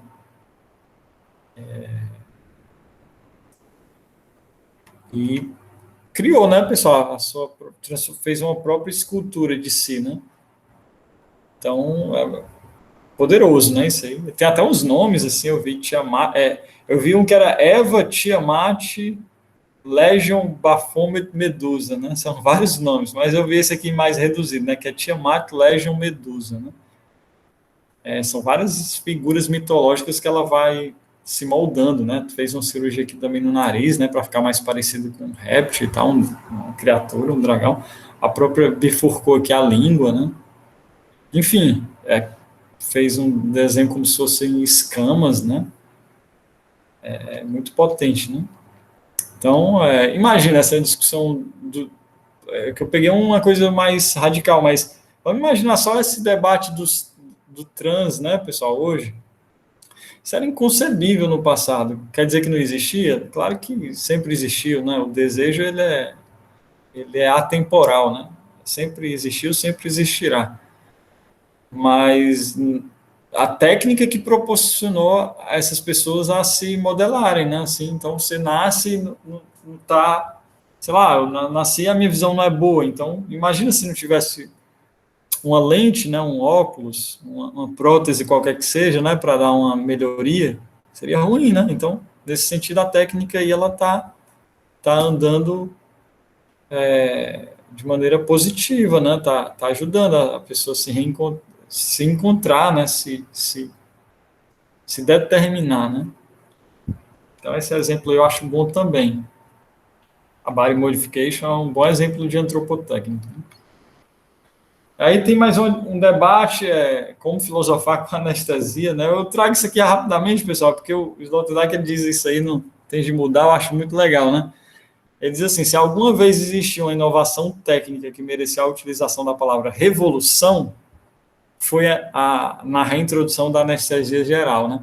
Não sei se vocês sabem, tem a história da anestesia, ela é longa, mas, assim, a anestesia geral, assim, muito exitosa, foi ali no meados do 19, né? Estados Unidos. E ficou conhecido como Éter Day, né? O dia do éter, né? Porque foi uma anestesia geral e que usava o éter, né? Aí tinha todo um impacto aí no mundo da medicina, né? Eu não sei explicar exatamente, porque eu não sou dessa área, mas revolucionou tudo, né, pessoal? Porque a anestesia geral, imagina, né? Fazer um procedimento delicado, doloroso, extremamente doloroso, assim, a frio, né? A pessoa sem estar anestesiada, né? Então, ele vê, o Sloterdijk vê a anestesia como um fenômeno revolucionário na nossa cultura. E aí eu estou colocando, né, para a gente pensar agora a partir disso, né? Imagina no passado, né? A pessoa morria, né, de dor, é um negócio. E aí tem esse quadro aqui, Robert Hinckley, né, que retrata exatamente esse dia aí. Eu acho que foi 1882, eu acho que é uma coisa assim, pessoal. A segunda metade do 19, na verdade. E aí eu faço ao mesmo tempo que eu acho revolucionário aí, na esteira do slot, eu estou dando um passo atrás aqui com o Nietzsche, né? Eu brinquei com isso aí, narcose de Narciso, né? Porque a anestesia tem esse caráter também narcótico, né? De paralisar, né? E aí a gente estaria no sentido aqui de uma anestesia alegórica, né? A gente quer anestesia para tudo, né? Então tem uma overdose, né, de anestésico, e aí tem vários, né, pessoal? Os mais diversos, né? Formas de escapar da dor, das mazelas que são inerentes ao próprio humano, né? Então, essa coisa de negar demasiadamente. Eu fico com o Slot, eu sei que é fantástico, assim, pessoal. A gente já vem falando, batendo nessa tecla, né? A tecnologia, ela não é uma oposição do humano, ela é própria humana, ela definiu, ela forjou, ela é o humano, né? Mas, assim, há um excesso, há uma narcose, né? Uma overdose. Eu fiquei na dúvida se eu usava... Estou criando isso aí, né? Eu peguei até uma música, roubei isso aí de uma música, do Marilyn Manson, né? Que eu até gosto muito. É Narcisos Narcoses, né? Eu acho. Aí eu peguei aqui essa ideia, né? E aí o Nietzsche diz no Genealogia, nem sei se eu já trabalhei esse trecho, mas eu acho muito forte, ele diz assim, ó, tudo isso o oposto da felicidade no nível dos impotentes, opressos, achacados, nos quais ela aparece essencialmente como narcose, entorpecimento, sossego, paz, sabá, distensão do ânimo e relaxamento dos membros, né? O Nietzsche está falando lá do ressentimento, né? Esse homem domesticado, manso, né? O humano, né? Que foi historicamente, né? Moldado para ser feliz, né? Nessa concepção aí bem cristã, chinesa, né? Como diz o Nietzsche, chinesa entre aspas aí, sem, não é xenofobia, isso aqui é no sentido do Nietzsche, né? Então, esse sentido do sedentário, do cara parado, né? A pessoa passiva, né? O excesso de passividade. Né? A gente viu que tem várias formas de você se colocar, mesmo se utilizando as tecnologias, mas de uma maneira autônoma, né? Mas aí a gente tem que fazer essa digressão, essa ponderação, pessoal, de que tem esse outro lado. Então, sempre eu vou estar trabalhando assim, eu nunca vou aderir totalmente aqui, cegamente a um lado, não. Então, é um passo atrás. E aí, para fechar, pessoal, rapidão, por causa do horário, o último, acho que é o último aqui, essa sessão, como filosofar com o algoritmo. Né? Aí, a primeira coisa aí para avançar a discussão, eu pego aqui do Harari, né, no Homo Deus, ele diz lá em uma determinada hora que os organismos são algoritmos. Né? Então, para sair logo dessa ideia de que o algoritmo é um estrangeiro, né, um outro, uma alteridade, né, que é sempre relacionada à matemática e à ciência da computação, né? Portanto, não humana, né? Mas ela é humana, é demasiado humana, né, diria o Nietzsche. Então, o algoritmo você encontra paralelos com o próprio ser humano, a constituição genética, as programações ancestrais, mentais, etc. Então, isso foi só uma coisa que migrou, né? Essa para as técnicas, as tecnologias, as máquinas, né? Tá bom, pessoal? Então, como pensar, né? Nesse mundo todo moldado, né? Por algoritmos. Até trouxe essa imagem, né? Que funde aí, né? Aí, aqui, é tudo muito. Eu estou só abrindo, só polemizando, para depois a gente, se possível, debater, né? Ele também, o Harari. Eu fico aí muito com o Harari, porque nas próximas aulas eu vou trabalhar muito o Homo Deus, pessoal. Acho que todo mundo conhece já esse livro. É um best-seller, né? E tal. Harari, lá, do Sapiens. É muito bom esse autor, assim, acho que. E é fácil de ler, não tem muita dificuldade, ele não tem firula, né? É feito para ser sucesso de vendas mesmo, mas sem baratear, sem empobrecer, né? Ele trata tudo com muita seriedade, né? Você já deve. Depois eu posso falar do Harari, quem tiver curiosidade, né? É muito legal, sabe? Pensador vivo, assim, e atuante. E ele diz lá também no Homo Deus que humanos não são indivíduos, né? Eles são divíduos. É outra ilusão, né? A gente fica falando de individualidade, né? O humanismo, uma das muletas do humanismo é isso, é um indivíduo, né? O cristianismo, o neoliberalismo, se utilizam muito dessa ideia, né? A gente, todo mundo fica se apoiando no indivíduo, os direitos. Só que isso já foi provado, pessoal, via ciência, via técnica, que essa coisa do indivíduo, ela é uma ficção. A gente é totalmente divíduo. Até o átomo é divisível, né? Já foi provado. E aí, isso não tem limite, né? Você não... Você pode decompor-se ao infinito, praticamente, né? Então, nós somos seres divíduos, né? Divisíveis. Aí eu peguei aqui mais um quadro do Salvador Dalí, né? O Galatea, né? Que ele tem essa fase, né, que eu já falei, o misticismo nuclear, que afetou muito a obra dele, né, isso aí ele bota as coisas lá explodindo, né, o Salvador Dalí, essa fase é incrível, então, aí é o rosto, né, que é a própria mulher dele, né, mas é como se fosse também uma entidade sacra, mítica, né, ele faz essa jogada, e aí se dividindo, né, se explodindo, né, ele ficou muito impressionado, né, o Dalí, com essa questão. E esférico também, né? Esse formato esférico, aí daria outra discussão. Mas vamos lá. Só para fechar, pessoal, são muitas coisas. Aí tem o Ela, todo mundo já viu esse filme, eu acho, também, 2013, eu acho, do Spike Jonze. É um filme bem sintomático, né? Bem epocal, assim, né? Ele vai no cerne aqui. Ele é um filme meio futurista, né? Mas é um futuro próximo, sabe, pessoal? Podemos chamar de distópico, talvez, né? Quem gosta desses termos. Eu nem usei, eu disse que ia usar esse termo, mas nem usei muito a distopia, né? Mas basicamente é a história desse personagem aí, que está em tela, e ele se apaixona por uma voz artificial, né? Que é um programa, né? Que é um algoritmo. Ele, que é até a Scarlett Johansson, né? Que faz no original. E aí é uma coisa assim alegórica, né? Assim, você diz, nossa, se apaixonar por uma voz, né? Hoje parece absurdo, mas daqui a um tempo, sei lá, né? E será, e aí eu vou além, né? Até que ponto a gente não se apaixona por coisas que são fakes, né? Porque eu posso olhar uma imagem no Instagram, vou ficar aqui com o Instagram, e vejo uma imagem de alguém e, sei lá, de repente você se apaixona, né? Por aquela imagem. Só que aquela imagem a gente já sabe que ela é toda, na maioria das vezes, ela é falsificada, né? Ela é falseada, ela é manipulada, né? Em vários níveis, né? Desde a sua pose, o ângulo, a luz, a narrativa sobre ela, os filtros, mil coisas, né?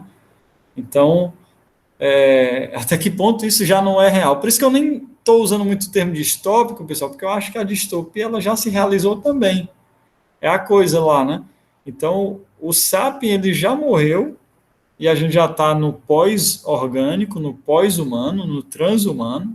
A gente já está, inclusive, estou dando aula aqui usando um computador, né? Tá tudo aí nas nuvens. E a gente está só recolhendo, né? Esses estilhaços, assim, né? Tentando se apegar. A gente demora, né? É aquela coisa, né? O Nietzsche e o Harari dizem, né? O Deus morreu, mas é difícil você enterrar. Esse cadáver é difícil de sepultar, sabe? Ele segue aí insepulto, né? E exalando, né? O seu cheiro de decomposição. Então, a gente está nisso, né? O ser humano também já era, mas a gente quer se apegar a uma certa ideia de humano, e por aí vai, né? Então a distopia também é uma... A utopia, a distopia acaba sendo, assim, falsos problemas e fugas, né? Não se trata, né? A gente adora isso, né? Salvar a redenção e o apocalipse, é sempre assim. A gente não consegue pensar de maneira efetiva, né? Já enquadrar, né? É outra discussão boa aí que eu quero trabalhar um dia, pessoal, mas fica para a próxima. Esse filme é fantástico, veja esse filme, é um filme plasticamente muito belo, as cores, a fotografia, a narrativa é um pouco mais hollywoodiana, tudo bem, mas eu adoro, sabe? E é triste, né? Ele é meio paradoxal esse filme, porque ele tem uma estética muito bonita, as cores, mas as personagens são tristes, né? São solitárias, são amarguradas, são anestesiadas aqui, né? Aí a Paula Sibília usa, né? Eu trouxe, mas já usaria de todo modo, mas a Sibília faz uma reflexão boa aqui. Ela diz assim: o fato de não haver ninguém do outro lado da tela, ela está falando do ela aí, do filme. Apenas uma mulher simulada por algoritmos informáticos, talvez seja só mais um passo rumo à virtualização dos corpos e dos relacionamentos. É o que eu estava tentando dizer, até que ponto já não é tudo muito virtual, né, pessoal? Hoje você começa relações, termina relações fantásticas, coisas grandiosas, né? Eu estava falando na aula passada, né? Eu comecei um grupo de leitura com um autor, um escritor que eu sou, é meu ídolo, sabe? Então eu estou lá meio por conta disso aqui, né? Desse aparato. Então, muitas coisas. Né? É como o paralelo que eu fiz do celular, ele pode salvar a vida e pode planejar um crime, né? Então, é não moralizar, né? É tentar suspender o juízo e entender o fenômeno, tal qual ele se apresenta. Aí também um pouco nessa linha, né? Até os anos, acho que os anos 80, pessoal, devido à técnica, né, não está tão avançada em relação às engines, os bots, né? Acreditava-se que o computador jamais venceria o ser humano no xadrez, por exemplo. Né? Sempre quando querem falar de inteligência artificial, usam o xadrez, né? Que é muito emblemático, né? O xadrez é um jogo extremamente, né? Muitos cálculos e estratégia. Eu não vou falar de xadrez, eu sou suspeito, eu gosto muito. Mas nos anos 90, né, 96, 97, ficou conhecido nessa essa batalha aí do Deep Blue, né, que é essa inteligência artificial, né, esse computador, supercomputador, né, da IBM, que venceu o Kasparov, né, Garry Kasparov, um dos maiores enxadristas da história, né, e na época ele ainda era o melhor do mundo, eu acho. Kasparov ficou muitos anos sendo o melhor do mundo, né, ele é lá da escola russa, muito forte, e é emblemático, né, pessoal, isso aí de novo, né, o Sapien foi para o saco aí, né, ele já era. Mas aí fica sempre aquela reflexão, quem criou, né, essa inteligência artificial, esse supercomputador? Foi o próprio ser humano, né? Então, vem sempre essa discussão, né? E aí tem esse último, poxa, muita coisa, a nova religião, né? Vou bem rápido aqui, pessoal. O Harari, que eu vou explorar melhor essa ideia, tá bom? Não vou falar hoje por causa do horário. Mas no finalzinho aqui do Homo Deus, uma das teorias do Harari é que no nosso século, né, em especial, há uma emergência de uma nova religião, que eles chamam de tecno-religião, né? Que é o dataísmo, né? A religião dos dados, data, né? Dados, né? Informação. Vários sociólogos já falaram isso, né? A era da informação. Poderia se dizer que é da desinformação, mas isso é outra discussão. Visto aí fake news, tá? Mas ele diz aí uma hora lá, bem legal, sabe? Nossa, faltou ali até um parêntese. Uma tecno-religião mais ousada está buscando cortar definitivamente o cordão umbilical humanista, né? Ela vislumbra um mundo que não gira em torno de desejos e experiências de quaisquer seres humanoides. A religião mais interessante que emerge disso tudo é o dataísmo, que não venera nem deuses nem o homem, venera dados, né? Aí eu peguei aqui outra ilustração do Paweł Kukizinski, né? Eu já falei, já trabalhei muito, a obra desse artista é muito forte, pessoal, muito boa. E aqui tem uma família, né, sentada para uma refeição na mesa, né? E só que ao invés dos pratos, do prato, né, do alimento, eles estão aí fazendo aquele gesto tradicional de rezar, né? Só que eles estão diante de dispositivos tecnológicos, né? Tablet, smartphone, ali tem um roteador no centro da mesa, né? Então, coisa da internet, né? Então, os dados, né? A nossa obsessão hoje é isso, a informação, né? Um avalanche, né, de dados, tem até o Big Data, né? Depois a gente pode falar desse conceito aí também, eu quero explorar em algum momento. Então, pessoal, é isso, é pensar a arte hoje a partir dessas... Não, inclusive é o que eu falo lá na última aula, né? que eu coloquei no projeto de trabalho, se faz, para você entender fenômenos culturais e a arte está inclusa nisso, você tem que passar por esses debates, sabe? São debates extremamente aquecidos, né? Então, transhumanismo, pós-humanismo, né? A ideia do Harari, do Homo Deus, do dataísmo, né? Isso está vindo, né, pessoal? Né? O humano 2.0, né? O Vale do Silício, todas essas discussões aí a gente vai ter que entrar, algoritmo. A arte não pode ficar isenta, fora, não tem como, né? Ela está. E tem que, não para fazer uma resistência meio ingênua ou simples adesão, assim, cega, né? Mas problematizar, né? Tá aí, ó, pode ser desde uma simples charge, simples assim, né? De uma técnica mais tradicional, uma charge, uma ilustração, até um procedimento mais, como a gente viu aí, né? Mais direto, né? Mais...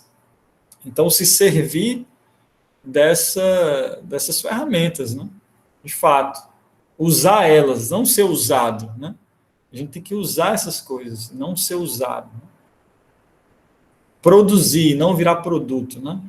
Eu sei que não é simples, mas a gente tem que ir por aí, né? O trabalho é esse. Aí tem mais uma, isso aqui é brincadeira mesmo, só para a gente terminar rindo, com todo respeito, mas é uma brincadeira aqui que eu estou colocando, né, pessoal? Porque o Harari fala dessa religião, aí eu fiquei lembrando, assim, né, a iconografia. Aí eu lembrei da Dolly, né? Eu queria ter entrado nesse debate, né? A clonagem, nem entrei, né, pessoal? Poderia estar lá, né? A antropotécnica poderia estar a clonagem, né? Que é um outro fantasma aí, que uma discussão nos anos 90 e 2000 foi um debate muito forte, né? Enfim, e aí a ovelha Dolly é conhecida, né? E morfologicamente, de maneira sintomática aqui, né? É curioso, né? Como é que o primeiro ser a ser clonado é uma ovelha, né? E aí remete lá, eu lembrei daquele retábulo de Ghent, né? Dos irmãos Van Eyck, né? Jan Van Eyck, Robert Van Eyck, que tem a cena da adoração do cordeiro, né? E hoje, então, a gente está adorando, né? Essa figura, né? A Dolly foi empalhada, né? E está num museu, né? Então, ela virou esse objeto. É uma brincadeira, né? Então, assim, a gente já tem a religião, tá aí o avatar, né? O ídolo, o objeto de culto, né? É uma brincadeira, com toda... É espirituoso aqui, né? Tá bom, pessoal? Então, a aula foi isso. A gente abre aí para o debate.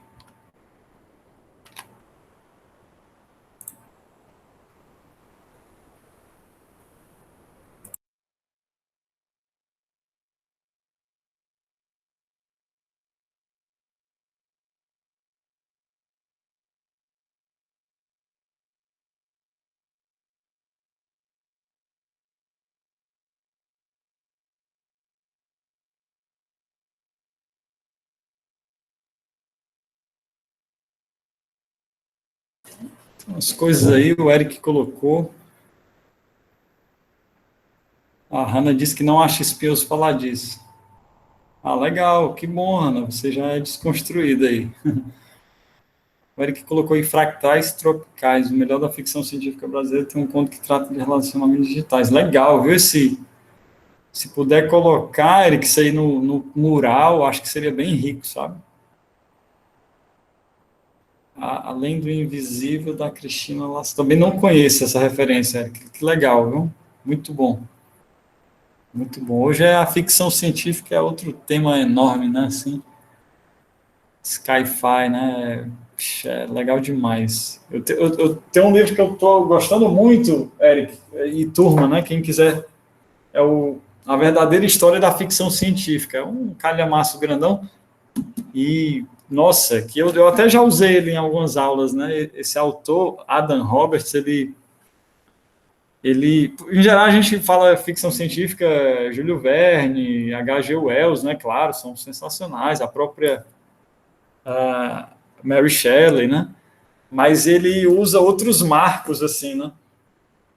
Ele pega, sei lá, a República de Platão, né? Que é uma utopia, né? A República. Aí, República, ele pega Giordano Bruno, né? Com a ideia dos universos infinitos, o Nicolau Copérnico, Kepler. Ele considera isso tudo já ficção científica, né? Porque a galera estava trabalhando de forma especulativa, né? Ainda que tivesse depois, né, alguns astronomia e tal, né? Instrumentos e tal, testes, mas ainda é no âmbito da especulação, né? Então é ficção científica. Legal isso aí. Fica a dica, viu, pessoal? Esse livrão aqui é fácil de encontrar. Vocês entendem. Tá aqui de novo. Lembrando que eu só queria que a gente lembrasse que eu já não lembro mais o que é. Ah, lembrando que era para falar o quê, pessoal? Ah, da exposição. Primeiros exercícios. Mas é a exposição mesmo. Vamos lá, rapidão, né? Porque cansado, pessoal. A exposição, pessoal, existe o programa Mosaico. Até quem quiser curtir aí, eu agradeço. Seguir lá, olha aí, fazendo marketing. É @mosaicoifce, desse jeito aí, ó. Vocês seguem, eu sigo de volta, olha aí a prova. E é o programa que eu coordeno aqui no IFCE Aracati. E a gente poderia usar lá, eu acho que o Instagram é uma rede social, né, bacana, assim, que engaja. E seria, eu já fiz exposição virtual por lá, mais de uma.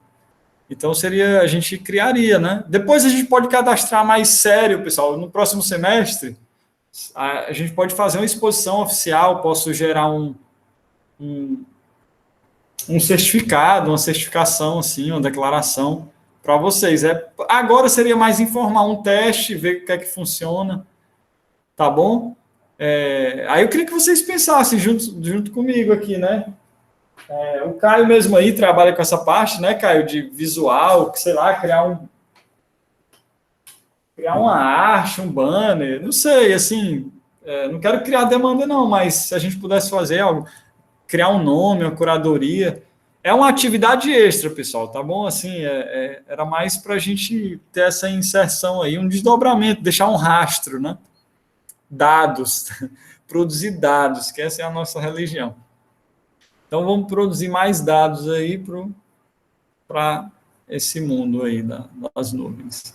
Tá bom? Brincando, mas seria legal, acho. Seria legal. Depois a gente debater isso. Tá bom? Aí vocês autorizam, né? Aí a gente faz uma curadoria, seleciona, bota lá título, técnica, autor, ano, tudo direitinho, né? Bem bonitinho. Aí eu peço só que vocês sinalizem, né? O sim e qual obra, qual... Vamos selecionando. Não precisa ser tudo, não. É só... Pode botar uma nos stories, outras no feed e tal. Tranquilo? É só isso, pessoal. Só para a gente ter... Porque está prometido no plano de trabalho e eu acho que seria legal. Aí depois, no futuro, a gente pode fazer uma exposição de verdade, assim, sabe? Aí eu certifico vocês e tal, bem direitinho, tá bom? A gente não vai fechar aqui a sala, não, né? A sala fica aberta aí, até para manter esse contato com vocês, né? Que são as relações digitais, virtuais, né? Que a gente cria e que são verdadeiras, né? Show, Henrique. Seguiu lá, né? Pessoal, sobre as atividades, o que é que seria ainda? Não ficou tranquila a questão... pessoal, entregar, sabe? Hoje, a autoplástica, né? É um negócio, você vai fazer uma plástica, não vai, né? Não se trata disso, né? Mas dá para fazer brincadeiras com o próprio corpo, né? Uma pintura corporal, né? Você faz uma pintura, ou uma pintura digital usando o próprio autorretrato, né? Isso é uma autoplástica, né? Uma modificação, né? Qualquer que seja.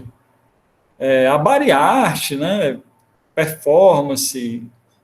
Tem muitas técnicas, né, pessoal? Não sei, eu não gosto de fechar muito, porque eu sempre acredito na criatividade, na originalidade.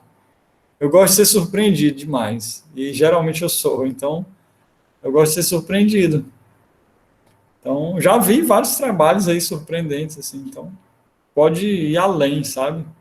é só um pretexto, é só um pontapé, essa coisa tem lá o enunciado da questão, o nome da questão, mas é antropotécnica, pessoal. Vamos trabalhar né?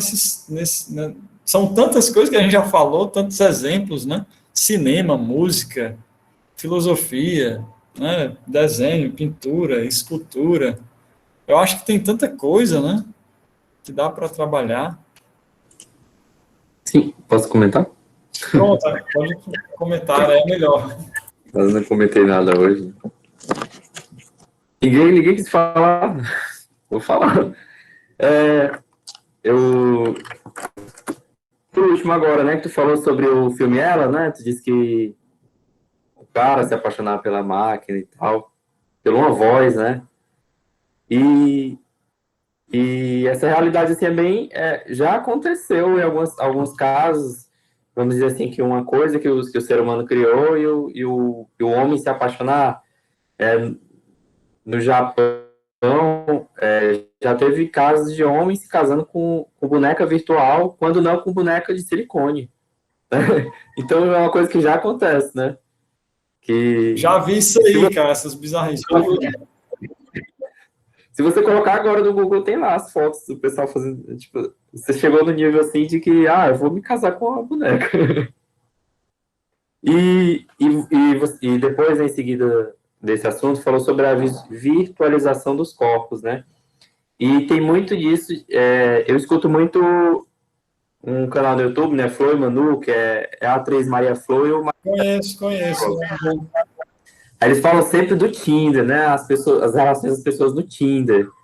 Tal, aí, tipo assim, a pessoa, na vida real, entre aspas, né? Ela se conectaria através do corpo, olhando a pessoa, vendo os gestos, né? Como a pessoa é. Mas o Tinder é só a foto, né? Você se relaciona com uma imagem ali, a foto só. A tecnologia. Vira aquela gôndola, né?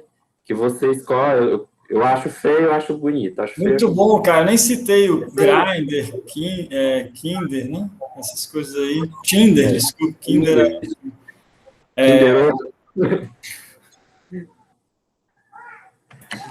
mas eu sei que tem vários, assim. Muito bom isso aí, ver esse exemplo. E também outra coisa que eu anotei aqui, o Carnal Art, ele se aproxima também da Cindy Sherman, né? A artista que também faz muitas plásticas para ela se aproximar com figuras da história da arte, né? E aquela mulher Orla, né?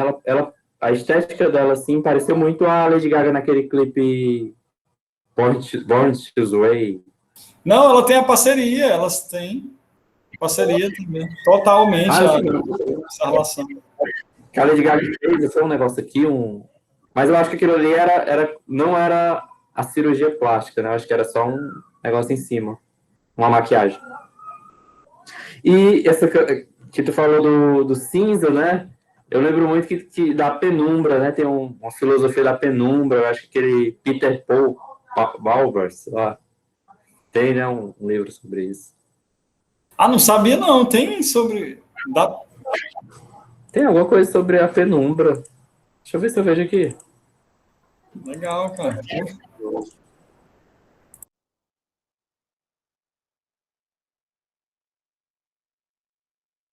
Depois eu falo, depois eu mando.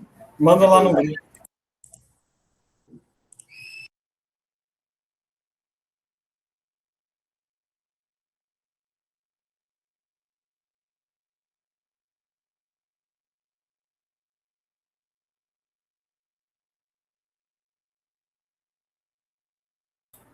Mas pode continuar comentando, cara. Depois a questão da fonte é besteira, isso aí. Não tem mais nada para comer. Não, outra coisa que eu anotei aqui foi a questão que tu falou do zona autônoma temporária, né? Me lembrou muito um livro que eu estou lendo, o Estética Relacional, que ele vai falar nos conceitos, né, do livro, a questão do interstício social, é o momento em que você não está ali, é o momento que você produz não produz, né? Porque a estética relacional parte do princípio de que a arte se faz A arte se faz através de relações humanas, né? E nesse momento é que acontece um interstício social de que as pessoas não estão seguindo suas vidas conforme a economia de mercado, enfim, é o momento em que você está fazendo uma outra expressão da vida humana. E não está só seguindo a sua vida como manada, vamos dizer assim, entre aspas, né? Nossa, eu adoro esse livro, assim, eu adoro o Nicolas Bourriot. Até usei ele na dissertação, usei muito pós-produção. Esse conceito, eu acho que é mais fininho, mas eu até prefiro pós-produção, mas eu acho relacionar os exemplos que ele dá aí, essa pegada, né? Ele fala do comunismo das formas, né? Eu acho bonito isso aí. Ele usa muito autores materialistas, né? O próprio Marx, o Althusser, né? Ele faz um materialismo aleatório, uma coisa assim, né? Sim. Uma base em Epicuro e Lucrécio, vão falar que os átomos declinam, por isso que não existe um destino, porque se a gente vivesse de destino, se existisse um destino, a gente nem pensaria para começar, porque a gente não poderia mudar nada nesse mundo. Esse debate é bom, a gente vai voltar depois. O livre-arbítrio é legal, pessoal. E é ambivalente, não tem verdade assim total, não, sabe? Vou usar aí muito Harari e outros autores. A gente vai brincar com isso aí, é legal. Essa coisa da liberdade, eu tenho, acho que é a última aula, utopia, eu quero falar disso aí. Isso é legal. Mas é muito bom, pessoal, esse autor aí, Nicolas Bourriot, ele tem o Radicante, o Pós-Produção. Eu adoro Pós-Produção, livro fino, mas lá ele já é mais Deleuze, Guattari. É legal, viu? Lembrei de outro autor que eu li recentemente, que foi até o professor Herbert de História da Arte 4, do IFCE, né, aqui em Fortaleza, Conheço. e ele indicou para a gente ler um texto do Ingold, Tim Ingold, Antropólogo, né? isso, um antropólogo. Qual é o estar vivo? Não, porque foi só um artigo, né, trazendo as coisas de volta à vida. Ele vai falar sobre emaranhados, que as coisas não são, como é que chama? Não são estáticas, né? Elas estão sempre passando por transformações. Nada é estático. Uma casa, você planeja fazer uma casa e ela, no momento que você está construindo, tem formas de vidas que vai fazer com que a casa nunca fique a casa que você imaginou, né? Vai acontecer uma chuva, a casa precisa de manutenção, e essa manutenção nunca chega no ponto que você precisava, idealmente, né? A questão do efetivo, né? O mundo, né? O mundo fático, né? Legal isso aí. O Kim Ingold, até o Rafael que me apresentou, mas eu nunca desbravei. Ele tem uns livrão, né? Mas Tem. parece que é muito bom. Eu tenho um virtual, mas ainda não li, não. Ele me indicou também, Rafael. Cadê ele? O Rafael está fazendo 3 cursos ao mesmo tempo. Um de cinema. Aí eu não tenho como concorrer. Os professores lá do cinema, pessoal da Federal do Rio de Janeiro, os caras que escrevem o livro. Aí Rafael, assim não tem como disputar. Mas ele vai aparecer aí. Eu acho que ele está acompanhando o assíncrono. Pessoal, é porque hoje eu estou cansado, tá muito legal, Caio. Essas suas intervenções, como sempre. Tem muitas coisas, eu imagino, todo mundo fervilhando. Eu tenho várias, assim, completas. Mas vamos trazer aí para outro momento, porque realmente eu vou tentar não. Eu jurava que eu iria ser rápido, achei pouco material, aí deu 2 horas. Então, assim, eu vou tentar compactar um pouco mais para valorizar o debate aqui, tá bom? Privilegiar o debate. Valorizar, a gente valoriza. Privilegiar mais, tá bom? Podemos concluir, né, pessoal? Aí, vamos conversando, Caio, todo mundo aí, certo? Não, por nada, Viviane, é isso aí. Aí, qualquer dúvida sobre a atividade, pode entrar em contato, pessoal, no pessoal, no inbox, aqui na sala, e-mail, qualquer modo aí, tá bem? A gente vai falando. Boa noite, turma, até a próxima. Pois valeu, até a próxima. Valeu, Caio, um abração.